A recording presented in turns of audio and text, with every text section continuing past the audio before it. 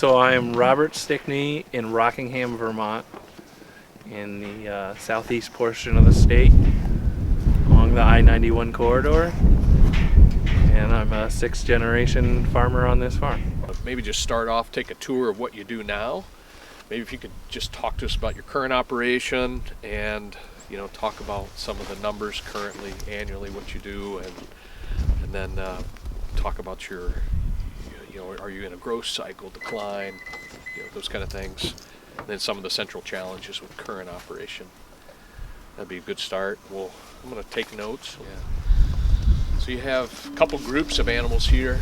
Yeah, up at this barn, the roadside barn, is where I get the youngest ones in, about 700 pounds. And they start out here until they get to about 11 to 1,200 pounds, and then move down to our freestall barn. And they're all on the same feed program. Okay. The same ration gets fed to them all. Okay. Whether up here or down there. Okay. So it's just a pure finishing ration. And you're primarily, would you consider yourself a custom finisher? Exactly. Okay. So how's that work as far as like your relationship with who you're doing contract work for? So we use their nutritionist, okay, for one. So I work personally with him, yeah, and go off of my feed tests and what I have available, yeah, and what seems to make the most sense and what costs of everything are, yeah, to work the numbers with him. Yeah. And then I just tweak it a little as we go based off of data on weights and marbling. Yeah. So they have a quality that they're looking for. They're entrusting all the feed, daily feeding on your end to work in coordination with the nutritionist. Exactly. And you're tweaking it as needed. Okay. And so how many of these yearlings typically do you carry? So in this group there's usually 40 to 50 up here, okay, depending. And we do 80 to 110 roughly throughout the year total on the farm. I try not to do more than 55 in the freestall barn at one given time. Okay. Otherwise I feel it gets too crowded. Okay. Is this constant? In other words, this is the same amount? Yeah, it's all season? Right now we're actually at the lowest we've been in probably 18 months, just because the demand for their meat picked up really in the fall. So they ended up slaughtering a lot more.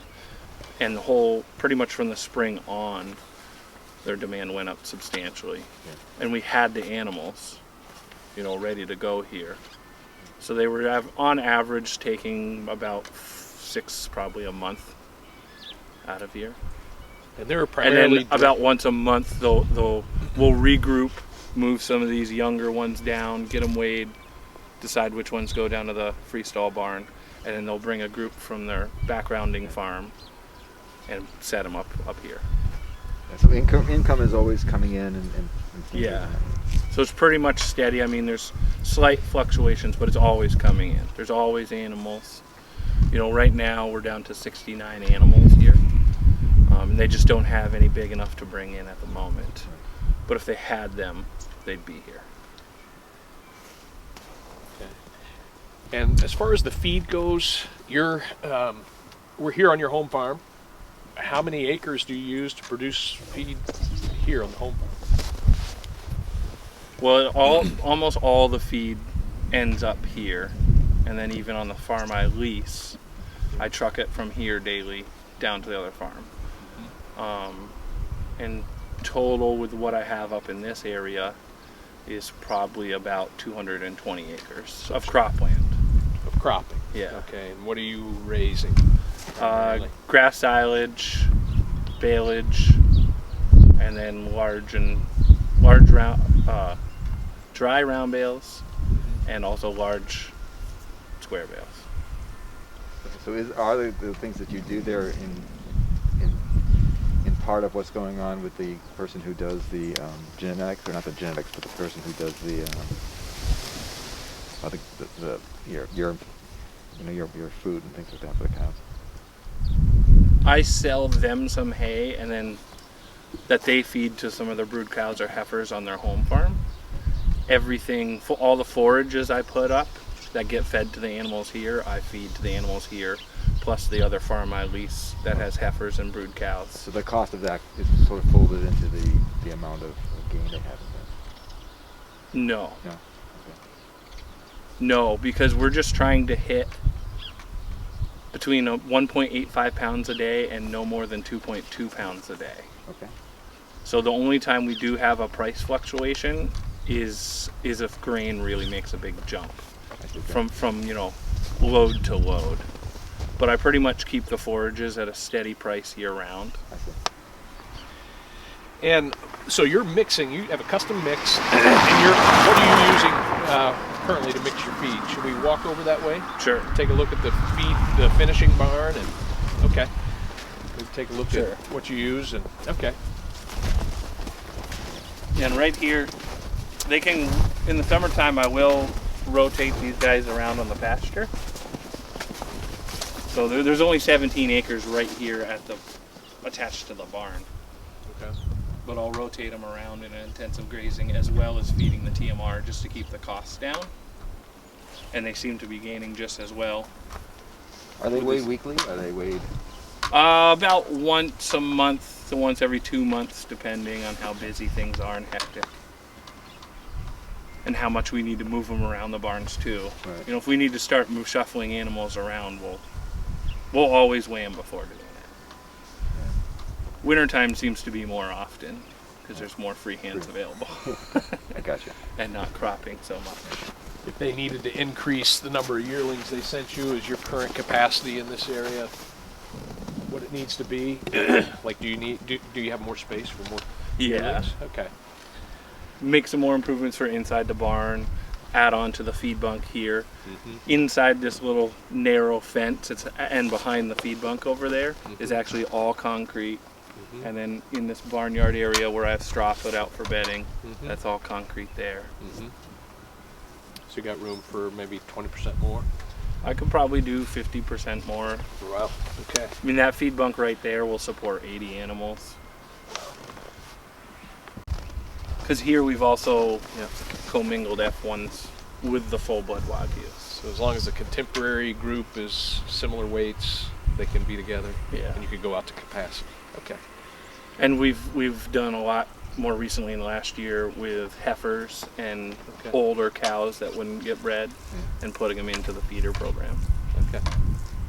Okay. And that seems to be not a problem. I have more of a problem with the younger ones if the heifers get in heat, and then all the steers will be distracted with them. But They don't put in on the barn gains. itself, it seems to not be a problem at all. You have this, interval where the gains are, what you expect to get and things like that. Do you worry about genetics if you had a completely other herd come through or something like that? But the genetics would not be the same, or in that framework. Well, I mean, I guess that'd be a good question too, because always with the F1s in the program, they're always gaining substantially more Right. on the same F1 feed program. And these are F1 Wagyu. So these would be Angus or Hereford Wagyu Okay. crosses. and they're gaining faster. Yeah. We usually see about a 3-pound gain on the same feed program where we're seeing a 2-pound gain on the Wagyus. 50% more gain. Yeah.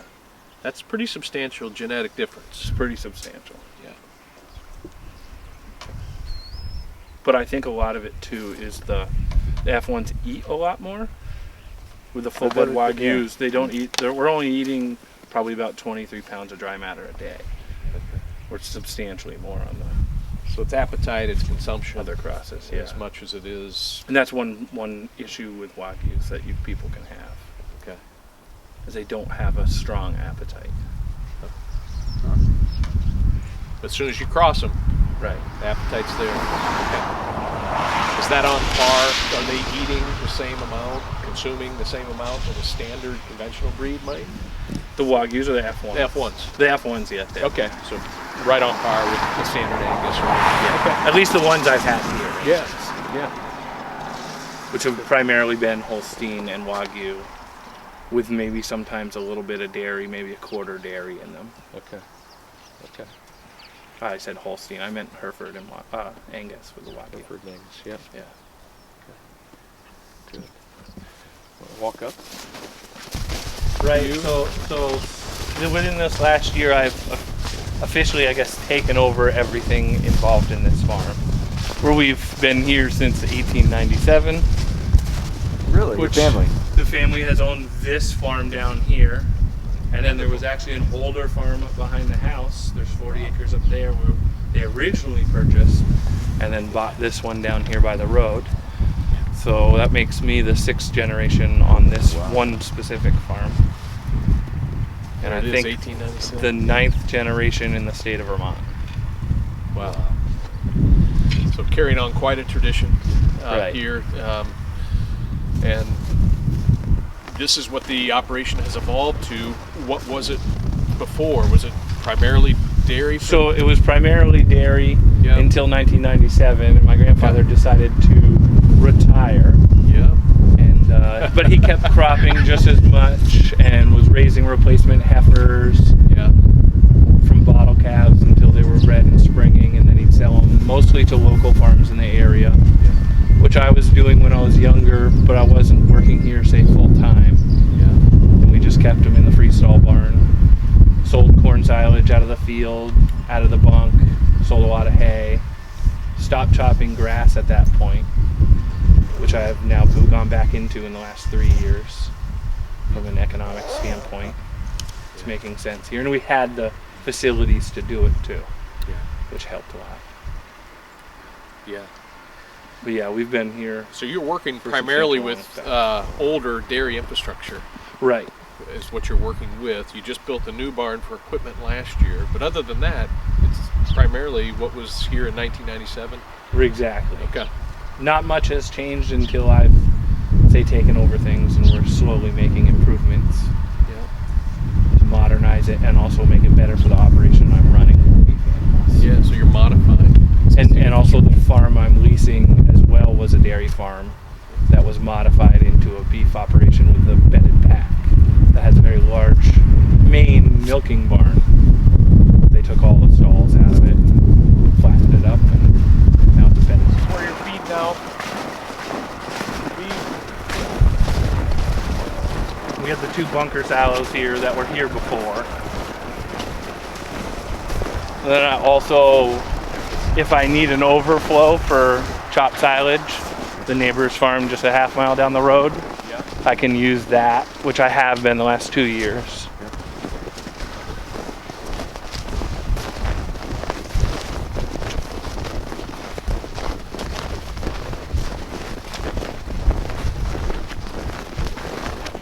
Does the nutritionist play a role in terms of what you actually grow and things like that? Is that coming?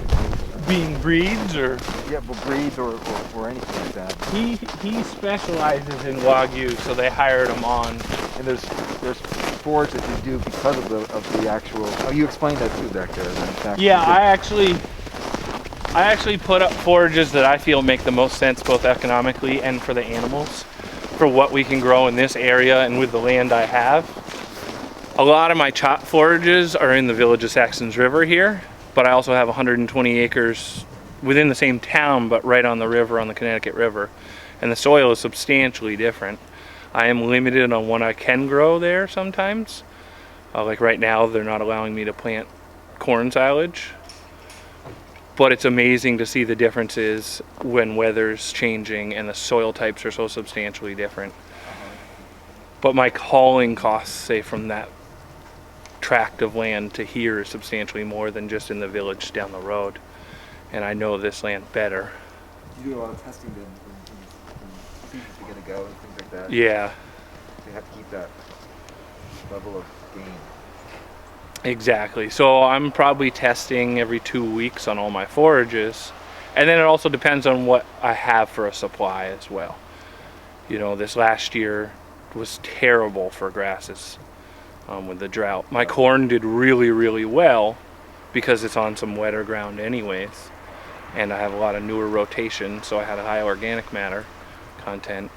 So I had a substantial amount of corn for what I needed and came up kind of short on the haylage.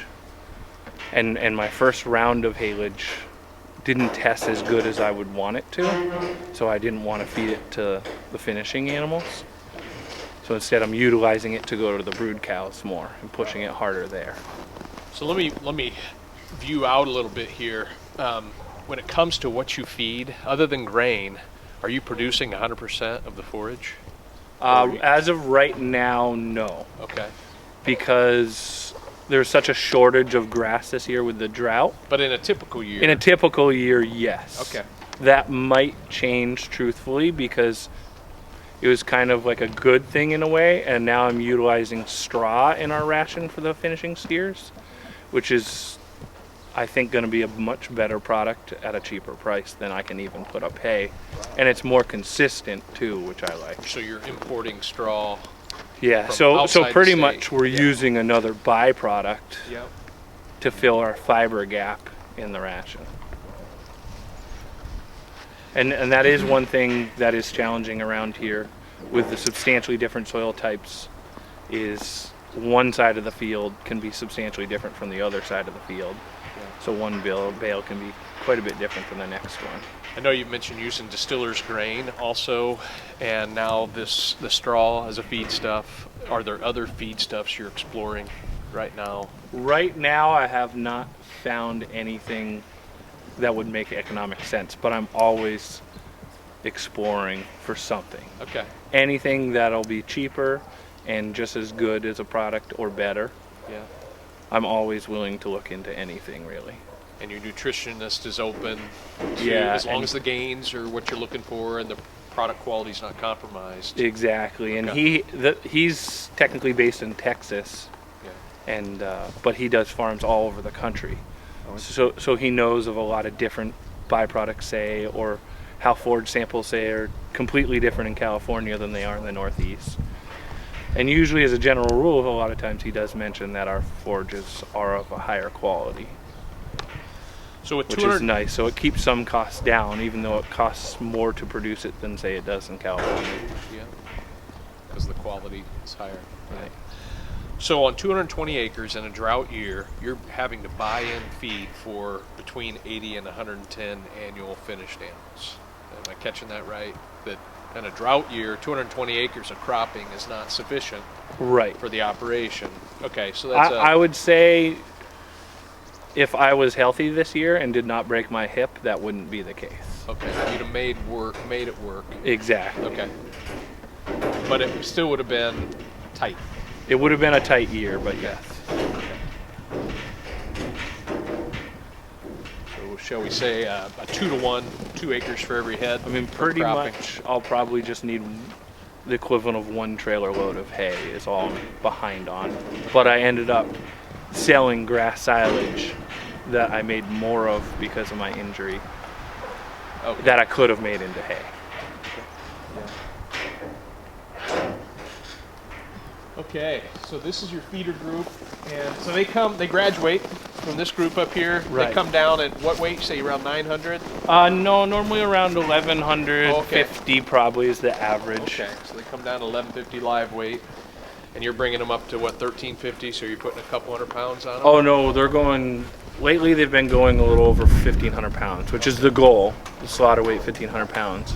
But within the last year, making some tweaks to their ration and utilizing mixer wagon, we've been able to have better weight gains. They've made some changes in the backgrounders, so they're coming in with better frames, bigger frames, so I can put the meat on, say. Where before they'd come in a lot shorter and there's not enough frame to put body weight on to get that 1,500 pounds. So before you just see the genetic differences where they were larger framed animals genetically compared to the smaller ones. Other things that are having, how easy it is to stock you have you're doing mostly process. No, I mean if we had some, it'd just be a couple that are say a quarter I was thinking Holstein. that maybe that was also part of the size of the cow. I've purchased some animals that are Holstein Wagyu crosses, and it's amazing how much larger frame they are. Yeah, we were at a farm, we saw one.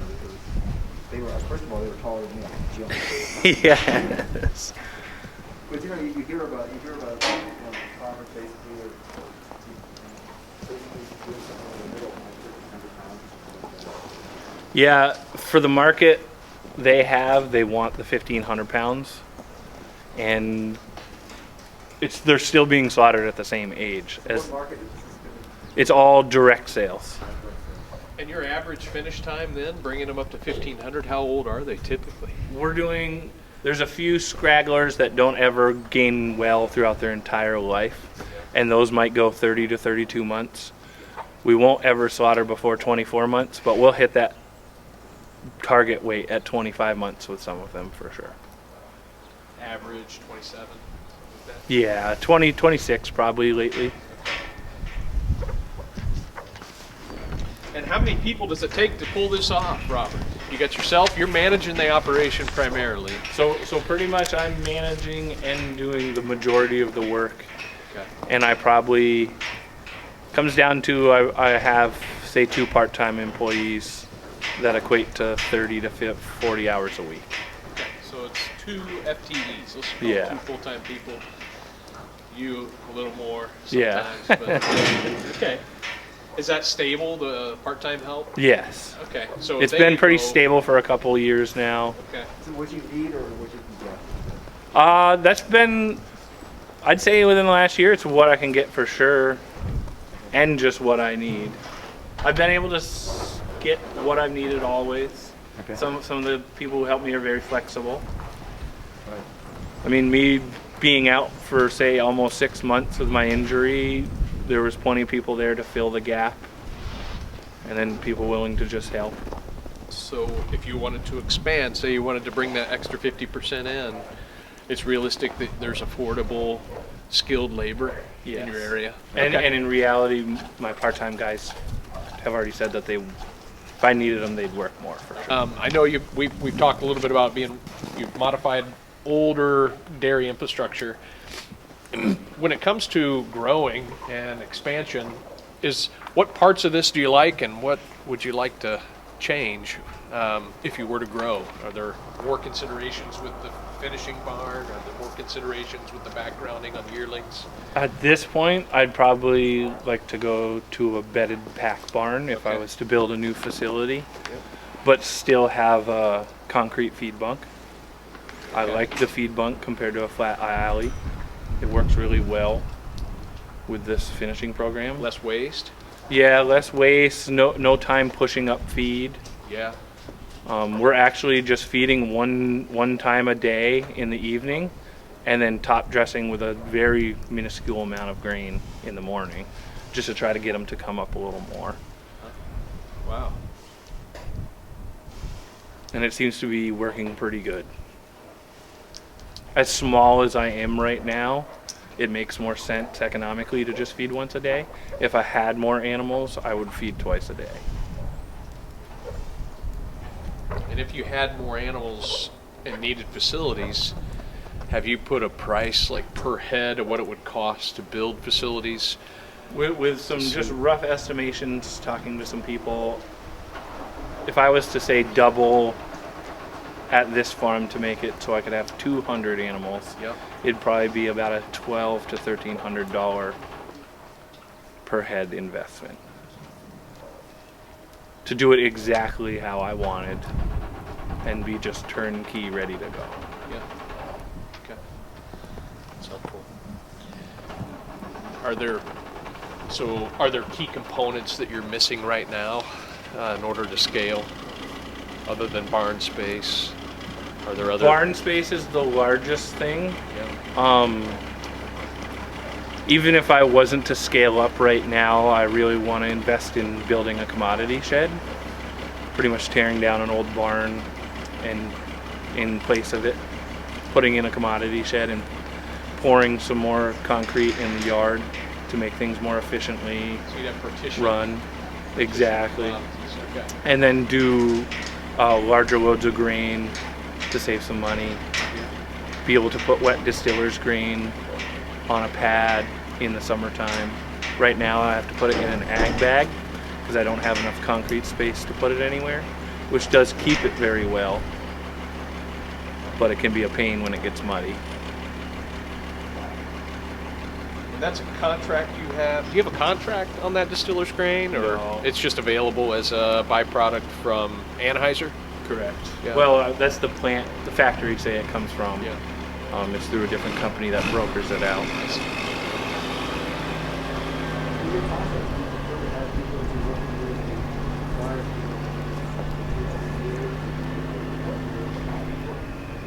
I'd prefer longer. As of right now, it's just been 1 year. But we are in the talks of doing a longer term.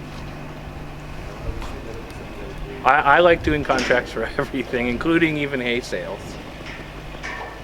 And I think it benefits both parties, truthfully. But that's usually on larger volume sales too.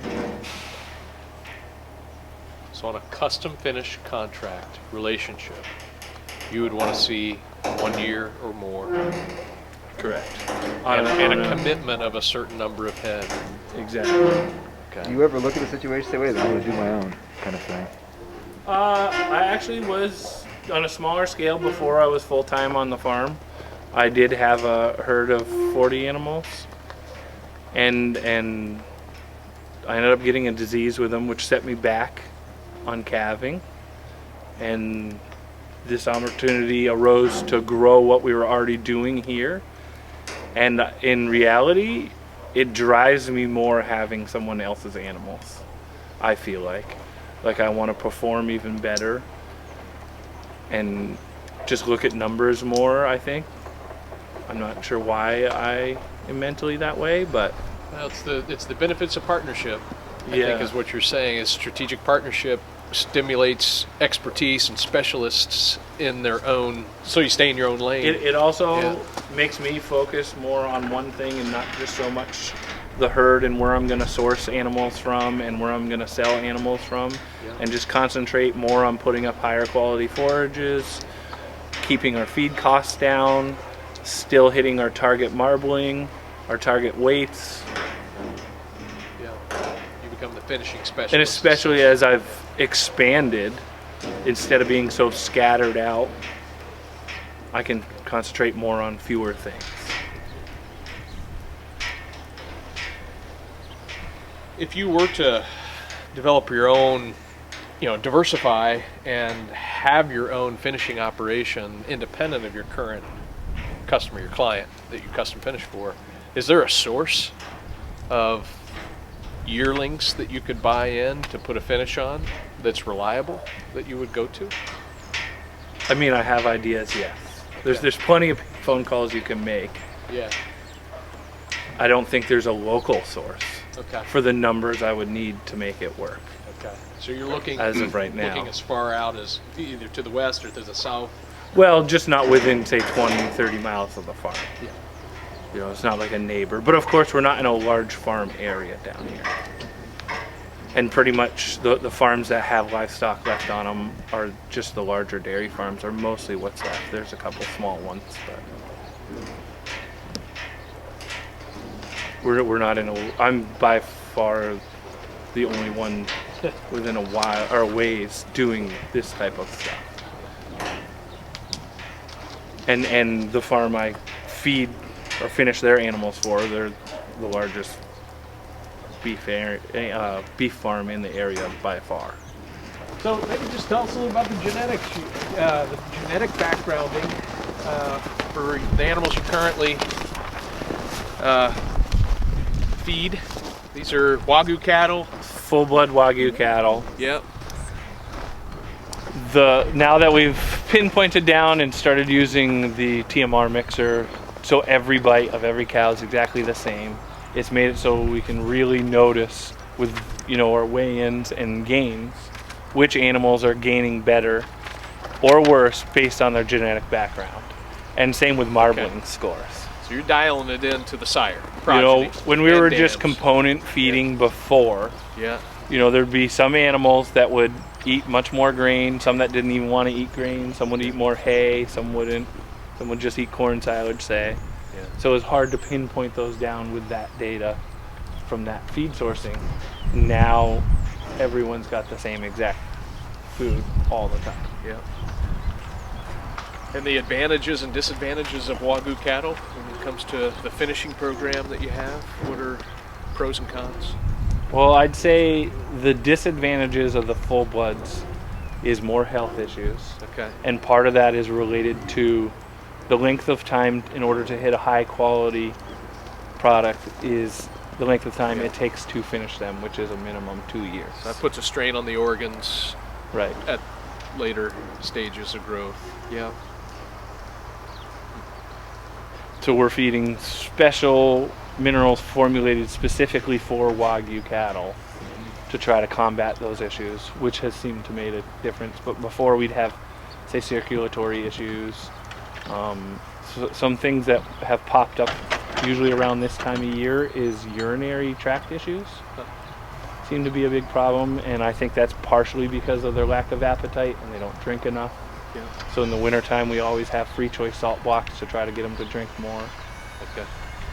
That does seem to be a problem with the breed. So it was the pack that you were talking about before, the bedded pack that you were talking about before. Would that address the unitary? Is that the part of the? No, some of it could even be circulatory stuff and kidney issues. We've had kidney issues which can also affect your urinary system. Stones. Oh. It seems since we've changed to the different minerals, we have not hardly had any issues. A couple urinary, but we could catch them very quickly and deal with them. I see. Okay. But no kidneys. We've had animals go down with bad kidney issues years past. Mm-hmm. How would you compare this? You've finished conventional breeds before. How would you compare their performance or their genetics and the performance of their genetics on a typical finish program compared to the Wagyu full-bloods? The performance is definitely much higher, say, on the same feed program, like I was saying before. Yeah. Definitely a much hardier animal, so less Okay. vet costs Yep. overall. Stop for a second. So if you were to source, say, your own feeder stock and diversify your operation, what would you be looking for in the genetic backgrounding of your animals, ideally? Fast gainers. Fast gain? Okay. Fast gainers with high carcass percentages. Okay, so dressing weights, key, and gain rates. Yeah. Those are the two critical. And on the Wagyu side, I will say on the positives, they're fantastic animals to handle. Okay. They're pretty docile animals. So you don't want aggression in the barn. And, Right. Right. They're great to work with. Yeah. We do, and the quality of the meat is, I mean, there's nothing like it. Yeah. We've So never had any beef that tastes anything like it. So why not the F1s with Wagyu because of the time it takes to... I prefer the F1s myself personally, because you get the quality of the steak, say, and the hamburger, but it's not as intensely fat. Yeah. And then faster though too, but I mean, so it would work. It seems like it would address one of the issues that you just spoke about with the Wagyu, right? But who I'm raising animals for, they want the highest quality I see. steaks we can So it's possibly market try to make. dependent. So the genetics, these full bloods, are largely dependent on the direct sales to Right. consumer. So Whereas, it's a very niche business yeah, that they're trying to hit. Are they themselves trying to address the? Are they themselves trying to address these issues in terms of the genetics for the full breds then? Yes. So they've got probably two. They got two different herds. Maybe one herd that's going to be a Wagyu breeding herd kind of thing. The other one's being one that addresses Meat well, quality. Meat quality. and Yeah. that. Yes. Are they growing? Are they growing in that the F1 kind of thing, or is this Not right now. They don't want to do the F1s themselves, or haven't wanted to. it dilutes far. the brand a little bit, dilutes Yeah. their quality claim. And they're just focusing on one thing right now. Yeah. Is to meet the highest, also breeding stock. They're selling some breeding stock, high-end breeding stock, semen, embryos. Yeah. Yeah. That breeding into the business is pretty substantial with them then. Let me switch gears to the economics a little bit. What makes it profitable? What are the essential, this has to be in place to make it profitable for me? I'm gonna say as right now, probably the relationship is the most important part. confidence, the trust they give you, Correct. and the value you bring for the price you charge. And the fact that essentially. we can work together, say as a team or as Yeah. one farm, even though we're two separate businesses. Yeah. You know, they essentially give me what I need, and I give them what they need. Yeah. And it's been a pretty long-term relationship, starting out with just 15 or 20 animals, finishing them for them only in the wintertime, and holding them over until they could graze them in the summer, and then it's now turned into I have all their finishing animals year-round. And they have been growing substantially over the years, and I've been able to grow with them. So we've kind of supported each other to get where we are. Yeah. It's big. But yeah, I mean, that's definitely the most important part. And if I have to get a little more money because costs have gone up on something, I can explain to them why, and they're content with it. Yeah. Now, is your business model sustainable? Do you feel like? Well, as of right now, as long as they're still in business, yeah. Yeah. But I'm not scared if they decided to close doors to do something on my own in a similar thing that I'm doing now. Even if that meant I had to go out and purchase feeders. So you would take ownership of animals, put a Exactly. finish on them, and find markets for them. Exactly. Is that hard to find markets? I don't think it's hard, but I think it's hard to compete depending on what you're doing or finishing for an animal in the product. I think it's harder. So you Yeah. could find a buyer for 100 to 200 animals on an annual basis, if need be. I think so. I've never tried, but Yeah. the opportunities are there, yes. Yeah. Yeah. And I have enough land base where I'm not worried about putting up enough feed. Yeah.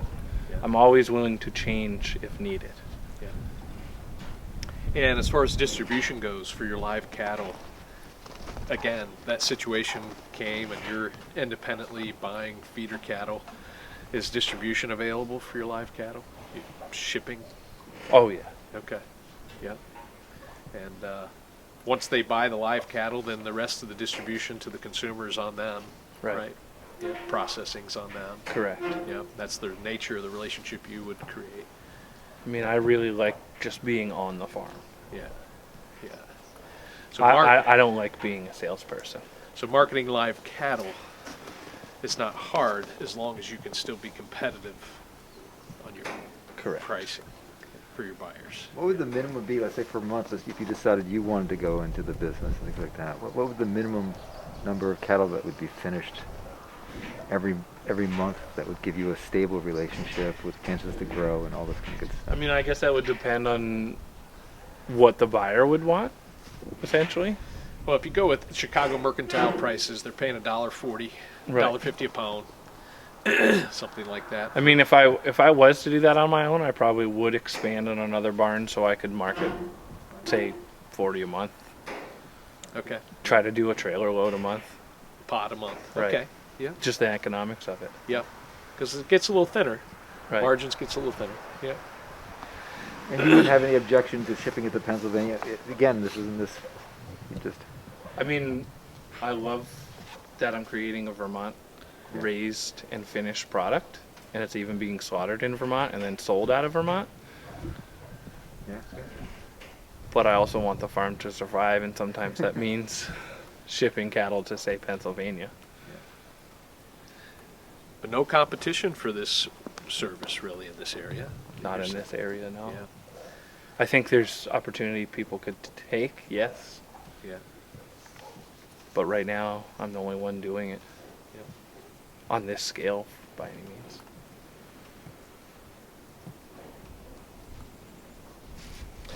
If you're considering new markets, how are you weighing out your capacity, the scale, to do 40 a month?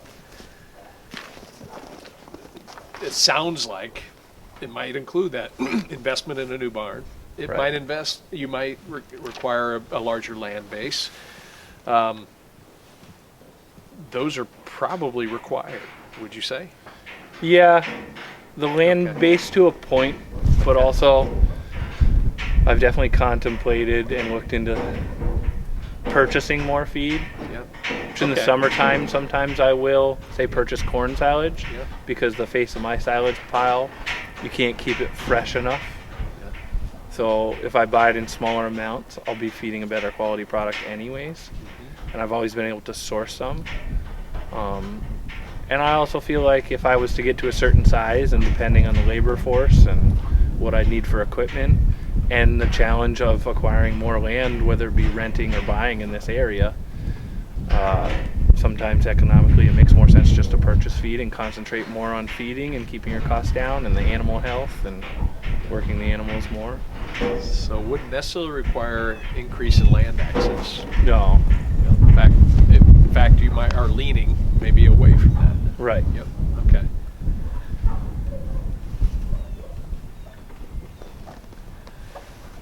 Are there other relevant considerations that you have for either sourcing feeders or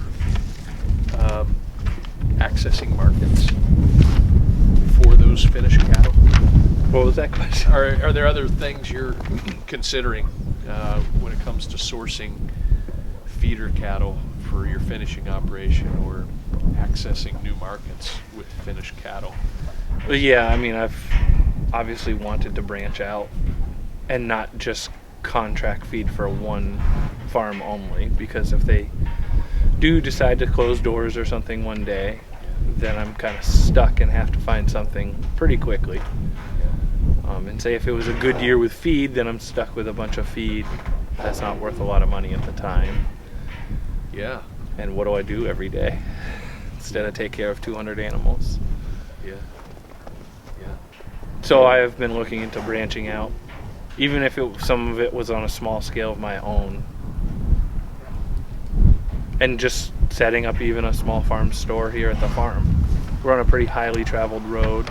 We're a very well-known family.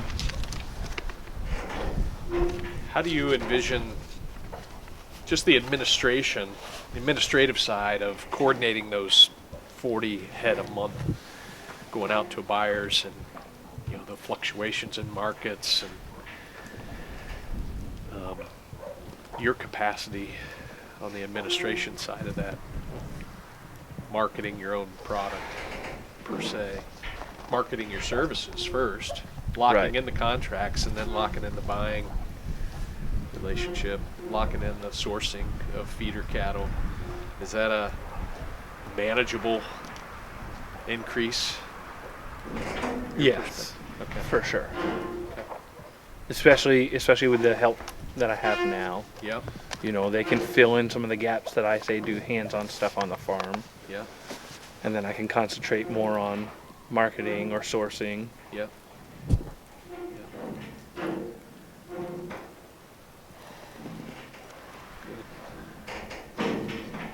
That's a weird question, but what sort of makes you most fearful or something like that? What would be what keeps you up at night?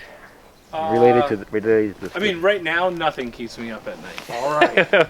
I guess there's small things, but like a cow getting injured or Yeah. sick can keep me up at night. But Do you have enough flexibility in how the things are set up and whatnot that you feel that you have good resilience?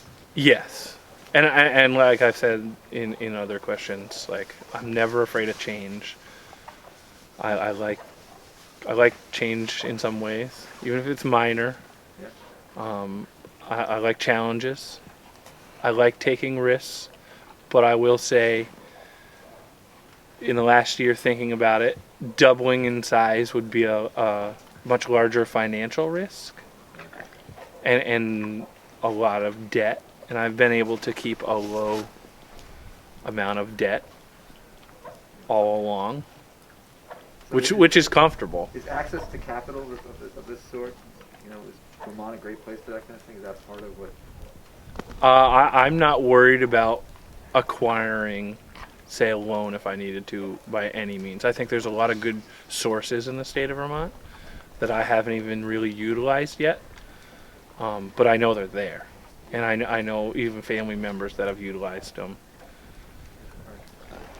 I just haven't needed to say yet.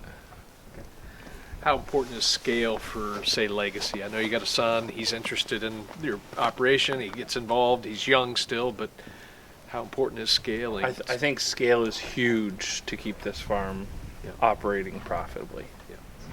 Especially doing what I do. It's not a huge profit margin, Yeah. but I've also been expanding and investing more and more every year into it, and it's still going, and it seems to be going strong.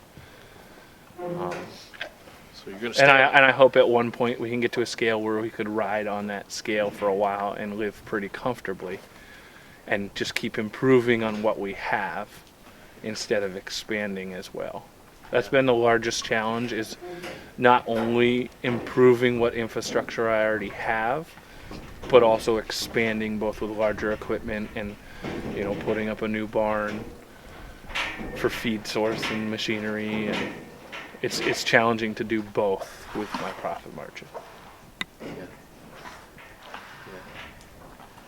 You got to find a pace that matches the trajectory Right. that you need. Yeah. I mean, it's been a rapid expansion, I feel like, from what I was 6 years ago or 5 years ago. So, with a lot of different changes too.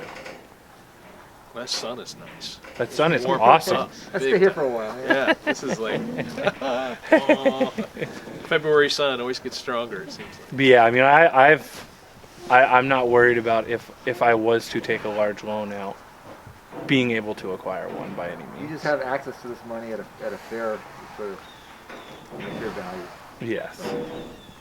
And I think there's a lot of knowledgeable people, from lenders. Even though I'm doing something different in a way, that they wouldn't balk at it, say. It may be attractive to them right now. Yeah. There's some elements of a bank portfolio that are suffering. They might like to see a diverse operation like this. It's creatively developing a niche. And my history of expansion and reducing my debt load throughout that time as well, while also investing a lot into the farm. Go back to the contract. Maybe we can talk a little bit. I'm sorry to cut you off. I'm kind of curious about the contract element. Like, say you are gonna extend yourself. You're gonna take on a loan, and it's gonna be $1,200-$1,300 a head, and you're gonna drop a couple $100,000 into this farm. Let's just say, and the contracts. How important are those contracts prior to your investment? Huge. Okay. I don't think I would make the investment and take that large of a risk Yeah. without a contract. Without commitments. Yes. Downstream Yes. on the buying side. I'm not saying it would have to be, say, a 10-year contract, but a few year for sure. Yeah. Because then you have a learning curve of, now you have a whole new facility, and not everything works right away the way it was supposed to. Yeah. And you have some added expenses, Yeah. and just a learning curve with labor and getting everything as efficient as it can be. Sourcing feed, say, even. But it's definitely huge, in my opinion. Essential for investment. It's essential. I mean, I don't go out and buy a brand new tractor without having enough land to cover over it, Yeah. or to put the hours on, Yeah. which is why I don't have a brand new tractor. Yeah. Next So door. essentially, if I was to build a new barn, my location I have in my mind is to the right of that newer barn we just built. It's a very, I've been thinking about this for years, but it's a very hard thing to decide on, really. Like, how you want it to be, so it's both healthiest for the animals, but then you have the cost perspective, and also the efficiency is, I'm all about efficiency. The most money is just really looking into efficiencies of a lot of things. On the operation side. Yeah, I mean, on my cropping side, I feel like I'm very efficient with very little help. you were pushed to say what you are, crops versus the animals, you're the animal. I mean, that would be the choice. If you're describing yourself and you could only describe one. As a business, Yes, yeah. I'd say the animals are what makes me the money. But I love the cropping as well. That's one thing I love about being a small farm, is every day is always different. I get to handle the animals and feed the animals and take care of the animals and watch them. But I can also go out and plant corn one day too, within the same time frame of feeding, weighing. But this is a very Vermont scale thing. I mean, you would. Yeah. Yes. I mean, and if I got larger, say even doubled in size, I'd still be doing all the same stuff. Right. I might be one day I'm only dealing with animals specifically, and the next day maybe I'm just planting corn. I mean, even right now I have guys who just feed for me, so they'll come and just feed the cattle for me, but I'm doing all the other cattle stuff or working on a tractor or selling hay, loading trailers. I mean, that's what I love. Truthfully, I would not want to be a farm that, say, has 2,000 cattle and I'm stuck doing one or the other. Yeah, I guess that was the question I was asking. I like being a small farm. And it still has enough. It still has enough profit potential that it's a lifestyle. I feel like I could triple in size and still have a similar lifestyle. That might not mean it's on this farm, possibly. Yeah. But in a way, I'm not dedicated to this farm just because I am the 6th generation on this farm. Like, I think that's awesome. I love the fact that I can make this farm profitable from not really doing anything on a profit sector since 1997. But I know in order to expand, sometimes that might mean I have to purchase another farm that's larger. And I could be bigger here and stretch out and look for land, but it's so much farther away, the economics wouldn't make sense. Plus, the price of land around here is pretty astronomical. So if you're profitable, what does it gain you to potentially double or even triple in scale? Is it raising your own standard of living for you and your family? So I'd say that's yourself better at that's the end of the day? biggest thing. Okay, yes. so you're going to pay yourself better than what you do now, and perhaps bring in a family member and provide a salary for that person. Bring some of your help on year-round full-time, so you'd be able to sustain a labor force. Exactly. Potentially. So you're going to... Okay. It would be huge. Thankfully, my living scenario and my wife's job is a huge part of why this farm has been successful. Because there's definitely been losses the first couple of years, for sure, with the investments I had to make. And then it was 2 drought years right in a row. And that was when I didn't have a lot of cattle and was counting on crop sales as a big thing, which were a tremendous failure those first 2 years. Spent more in fertilizer than I sold in hay, it felt like. Yeah. Because of the drought. Because of the drought. The rain. And then, just starting out. That was the first 2 years that I started. Cost of learning. But because of my wife and her job as well, I was able to tough it out, and we're still here. And your housing is secured with that arrangement. Her job supplies us with a house. Free. So it keeps your cost of living down in general. Exactly. Yeah. Which has allowed me to take on more debt on the farm for better improvements to make us more money on the farm. If we had a mortgage on top of that, I don't think I'd still be operating. But now we're at a point where I will be purchasing this farm, and I feel comfortable taking a mortgage out on it. Past the startup phase, you're in a growth exactly. phase. And things have been consistent for years, and profit, even in bad years, we're still profitable, and it might be very, very little, but I'm not panicking like I was the first couple of years. And how do you make those payments? And Jesus, we're going to need a bunch of fuel for harvest, or I need to dump a lot of money into seed or fertilizer. So other than diversifying your revenue stream through other contracts potentially, or buying your own feeders and putting a finish on them and finding your own markets, other than that, your growth strategy is to continue growing with the current client that you have, and that'll be sufficient for the time being. Right. Yeah. So yeah, right now is my strategy is to just grow with the farm that I'm raising them for. I have some animals myself, half a dozen kicking around, to put in with this program, to bring in some, start growing my own little herd, say, going again.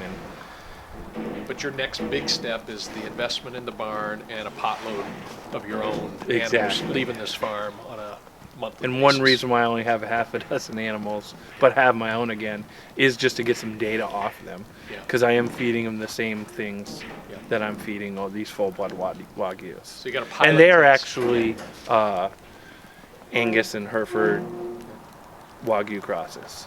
Okay. So you have a pilot test going with your With F1 beef cross. with wean calves I purchased, yes. Okay. And right now they're down at the lease farm eating that ration. Yeah. What do you have down at the lease farm again? Numbers wise, What kind of? Yeah, you got your yearlings and your so it's finished cattle. mostly full-blood Wagyus. Yeah. There's some crosses down there, and then Are there's they brood stock? Are they Yes. brooding animals? Yeah. so it's a bunch of heifers and brood cows. Okay. Is Yeah. all that's down there, plus my calves and a few other calves that Yeah. are down there, and half a dozen full-blood Angus kicking around Yeah. as well. But there's a total of 98 animals down there right now. So you got three groups, four maybe. You got two down there probably. Yeah, I got two groups down there, and essentially these are the same. Yeah. I just keep them separated. Yeah. If it was in one big barn, it'd just be two groups being fed the same stuff. Possibilities. It's good to know you have capacity here. Like you don't have to invest. It sounds like to Right. be able to be a part of it. So I think, if I were to calculate out, it wouldn't be the 40 right away, but it'd be a half pot a month, something like that. Which for a isn't year. that much, really. And anything beyond that might be speculative. but- When I was even thinking, because I have been thinking about new barns and stuff, and in reality, putting an addition on the back side of the freestall barn down there would not cost me very much, and just running that area as a pack, but it would also make everything more efficient. And you can run another 40-50% just in that one barn. All open span. Yeah. Yeah. Yeah. Which would also help us. That's one problem that bothers me is handling the cattle in that barn is not the greatest setup. But that's They can go around. also not really on me. That's similar to what Mark's got. Very similar. So Yeah. he's taking stanchions too. It's I a took, rodeo. I took some of the stanchions out, and the problem is the design of the barn. It wasn't a sand-bedded barn, Oh. and with the steers, you can bed it the crap out of the stall area, say, and they just kick it right all off into the alley. So I just sprinkle sawdust in the alley. They'd lay it in anyways. Yeah. So instead of just pure manure, just give them some bedding in It's there. pretty absorbent. Yeah. But the thing is I do have so much hay, and some of it is lower quality because it's in a wet spot. You can't get to it, and late in the year I'll do some first cut and just might as well make something out of it instead of bush hogging it and utilizing it as bedding. Yeah. I'm finding it seems to be helping my fields actually, especially my tilled under fields. I think it's not, one, it's not as acidic as sawdust. We do use a lot of bedding, and it holds the moisture better, they and probably- less nitrogen tie up Yeah. compared to sawdust with Yeah. grass. Yeah. I used it on a couple of cornfields last year, and they performed way better than the ones where I had just say the bedding out of this freestall barn, which is mostly sawdust.